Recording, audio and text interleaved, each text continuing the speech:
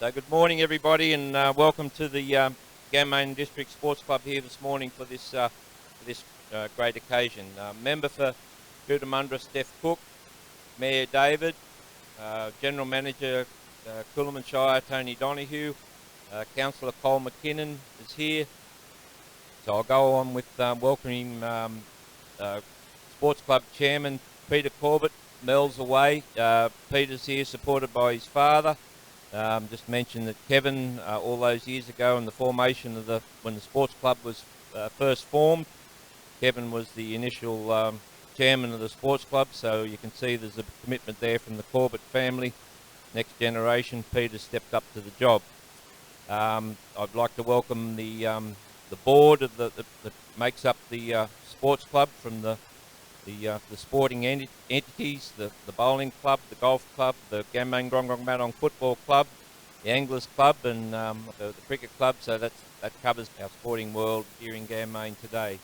Acknowledge district bowling representatives, and Des just came up a while ago and mentioned that we have Bill Woodbury here from Zone, I believe. That's Bill. You put your hand up, Bill. So any dignitaries there from the I certainly apologise. So, but anyway, once again, welcome one and all. Firstly, I'll call on Mayor David McCann. David's going to have a few words before I give a little bit more about the day. Thank you, Guy, and they will be few words. I know everyone's keen to get out and start bowling. But thank you very much, Guy, for the invitation to be here today at the Peter and the committee. Thank you very much. It's great to see the finalisation of what's a fantastic project. I certainly acknowledge our local member, Steph Cook, who's with us here today. I don't think there's any greater advocate for small rural communities in Parliament in New South Wales than Steph. And I would like to acknowledge Barry Logan. Barry was on council when I first came onto council a few years back. He was one of the old stagers that was there. But I learned a lot from Barry. Barry taught me about Coolman Shire. Mate, I hope we're living up to that expectation. We're very proud of what we've been able to achieve right across the Shire with the funding that's been so generously handed to us via Steph's advocacy. But we're here today to have a celebration, and I wish you all well. Council is absolutely proud to be a part of this and being able to help where we can and what we've done. I do acknowledge the hard work of council staff. It often goes unnoticed. They do what they do, but what they do is important in our community, and I thank them sincerely for that. The volunteers that we have here, these sort of organisations, clubs, don't exist without volunteers. And I'm sure everyone here who's a volunteer is a volunteer of 5 or 6 other organisations. That's just the way it happens out here. Thank you. Thanks very much, Mayor David McCann.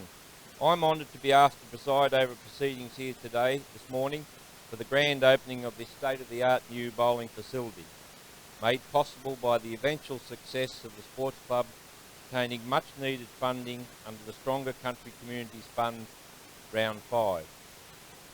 We will all hear a bit more about this when we ask Steph to do the opening. As I have learnt from attending quite a few functions where Steph has been involved, and she's been on the end of a few quips from former Mayor John Seymour, I might point out to Steph that on her last visit to Ganmain, where she opened the new basketball, netball court, tennis court facility, that morning Steph got out of bed. She stayed in the Ganmain Hotel in the new accommodation, and she ran to Coolman and back before that function. 2 weeks later, she pops up on Facebook, and she's suffering from a fractured hip. I suggest that the member for Cootamundra might consider a break from her passion for distance running and take up lawn bowls. And if she'd avail herself of a Tuesday here, she'd have some lovely entertainment and some lovely afternoon tea with the ladies here on Tuesday. So, Steph, you have the right of reply shortly. Now, the role I have here this morning would normally be performed by the President, Peter Corbett. So seeing how you've sidestepped this job, Peter, and handballed that job to me, that allows us here this morning to embarrass you no end a little bit and hopefully succeed. The undertaking of this project has been a monumental effort from go to woe and is a credit to Peter, fellow board members, club members, friends and family alike. When we have events like this, it is virtually impossible to be able to recognise every individual person because someone is going to be left out. Now to that end, I believe that sometime in the foreseeable future, I must also admit that this morning there's probably a lot of people here that the harvest has come on us a little bit quickly and quite a lot of those people can't be here. But following on from that, the club intends to hold a thank you event sometime in the future to honour all the hard work, as I know a lot of you are attendants and some aren't here this morning. On behalf of the board and the members, please accept our sincere gratitude for your help in bringing this project to life. You all know who you are. Some of us older members will remember those famous words offered by President Kennedy when he said, "Don't ask what your country can do for you, but rather ask what you can do for your country." We are fortunate here in Ganmain that we have so many people that don't ask what their community can do for them. They would rather do for their community, and most of the time without being asked. This has been portrayed deeply with the amount of work that's gone into this project. Now we are here today in relation to the bowling green, but mention and thanks must also be given for the grant that the club received.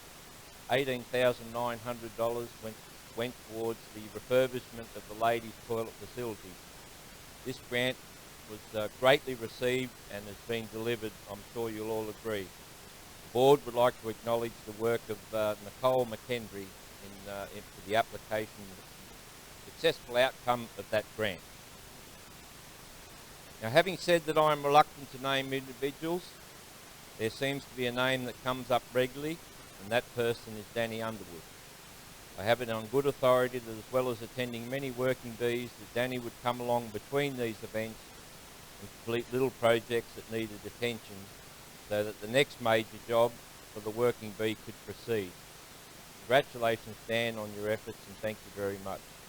Noting that there will be a thank you day for all volunteers in the future.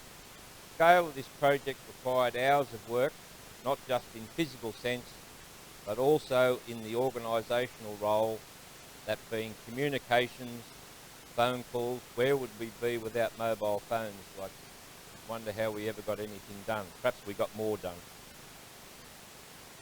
Weather considerations had to come into it a little bit. Like, we didn't have a lot of wet weather this year, but there was a bit of hold up with the concreting, which Peter and the board worked around. Along with the personal time he has given, Peter has contributed immensely out of his own resources with both labour and money. These contributions are noted as in-kind donations, and whilst never tallied, they would be considerable.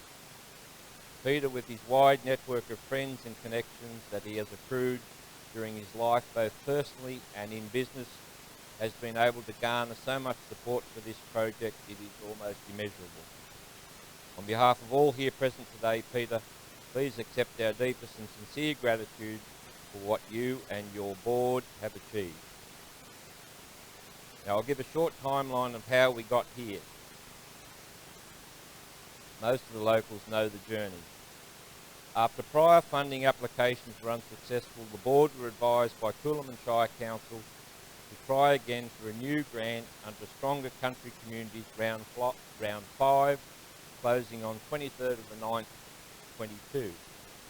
After a nervous waiting period, the board was officially advised on the 11th of January this year that their application was successful. This was confirmed with the presentation of a cheque here in the club on the 17th of January from Steph Cook to the board to the value of $350,000. At this point, we must acknowledge the support of the initial application, the ongoing pursuit of the required funding, and all their subsequent work in getting to this point from Coolum Shire Council. Mayor David and GM Tony Donoghue, along with councillors and council staff, please, on behalf of our community, accept our gratitude for what has been delivered here before us today.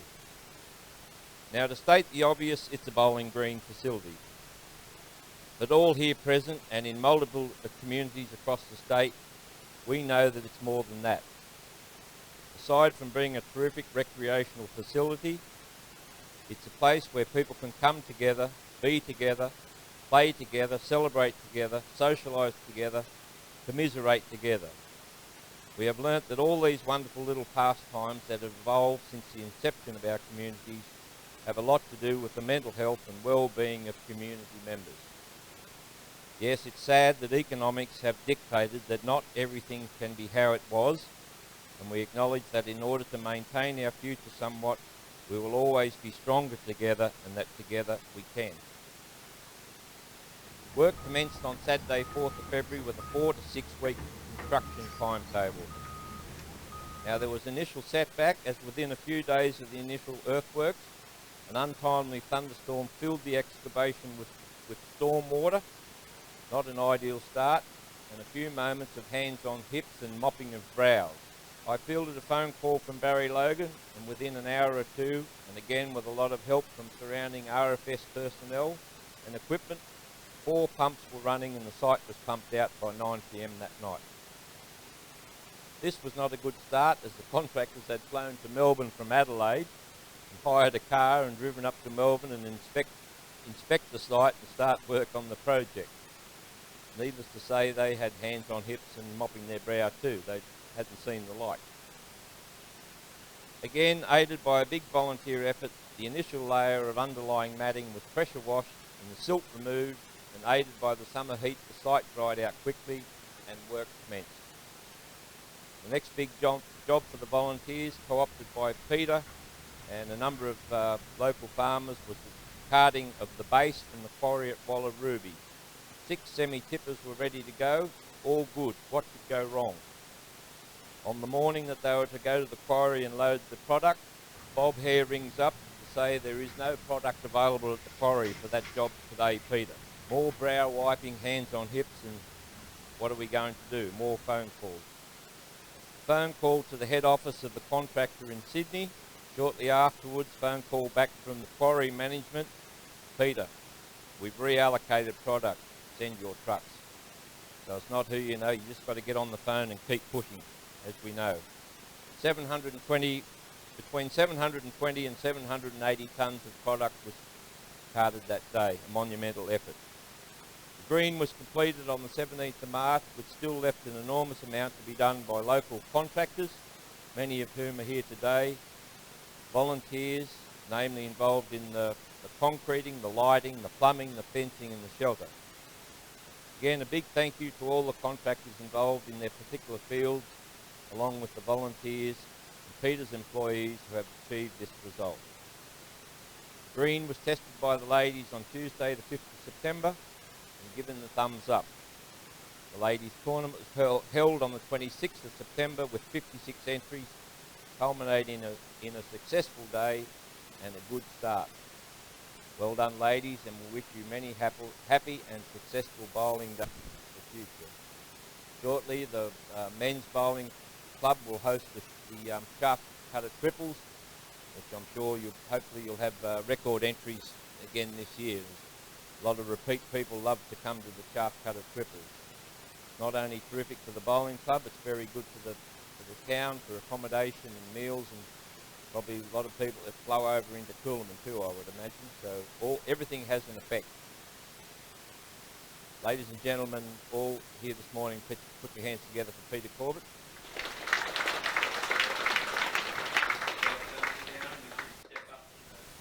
I now call on the member for Cootamundra, Steph Cook, to officiate the opening. Thank you, Guy. Goodness me, it's absolutely wonderful to be here with you today. We do have a beautiful day despite the cool breeze, but this green is absolutely magnificent. And full credit to Peter and your team, the club, to the volunteers, to council for making this happen and really bringing this to life and making an event like today even possible to start with. So I guess in terms of a right reply, there's a few remarks that I will make. I love small communities. I think that's pretty well established now. We are the seat of small communities, and there's wonderful March, not just to be return and have come back with the confidence of our existing communities, but also to welcome in Burua and all of those surrounding communities to the east. So we are a bigger seat, but with that has come more small communities. And everywhere I go, people are incredibly passionate about the place that they live in. And so from my perspective, it makes it very easy to get up and fight for what we need. Because I've always believed that if a place is worth living in, then it's worth fighting. And I will continue to do that. And we are here today seeing the fruits of some of those fights along the way. And reflecting on comments made by Mayor McCann, who it's wonderful to join Jane today, that you need a good partner when you're embarking on these advocacy journeys.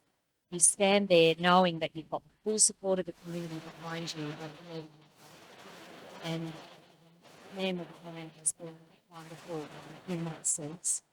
Also, very, very passionate about ensuring the small communities get their fair share when it comes to the distribution of resources of the council itself.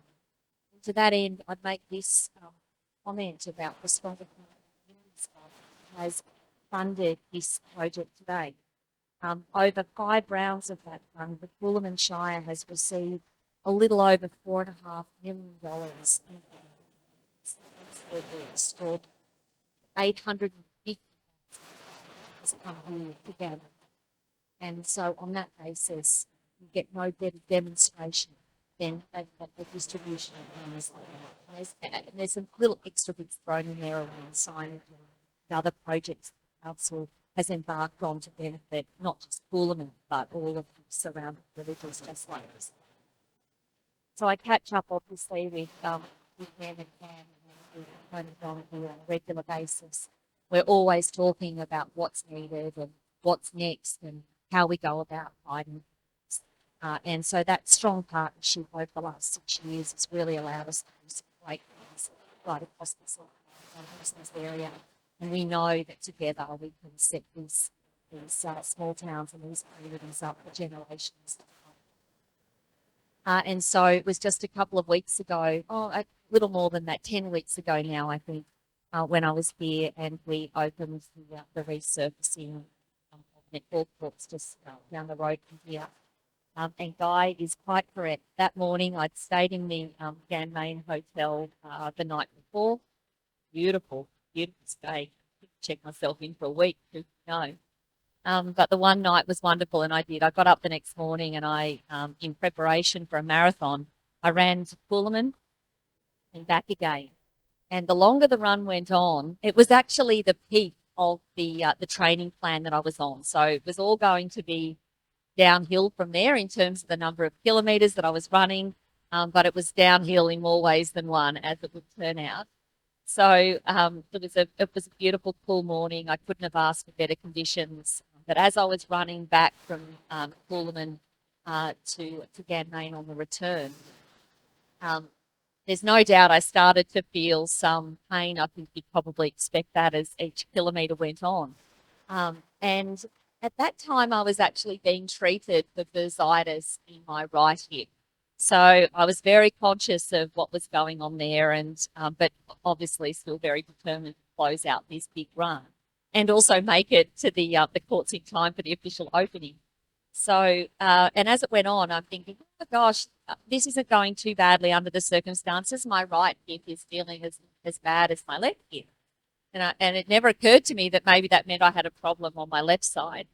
But nonetheless, I closed out that run and didn't think any more of it. It's pretty sore for a few days afterwards. But by the next couple of days, I was back into the running again.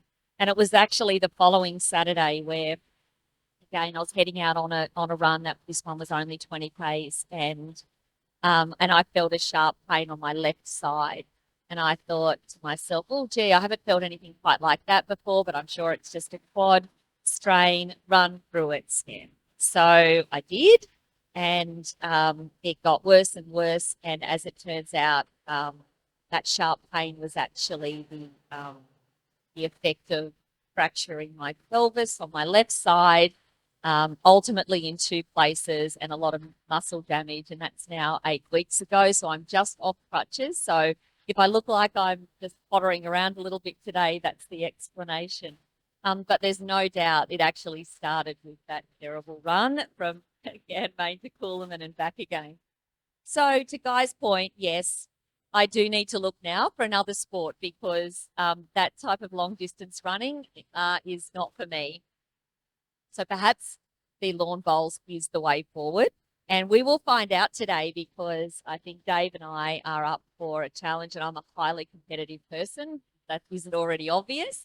And I look forward to well and truly beating you, Dave. No, I'm going to back myself all the way on that. We'll ask Len and June to step up and rolling. 1, 2, 3. Well done.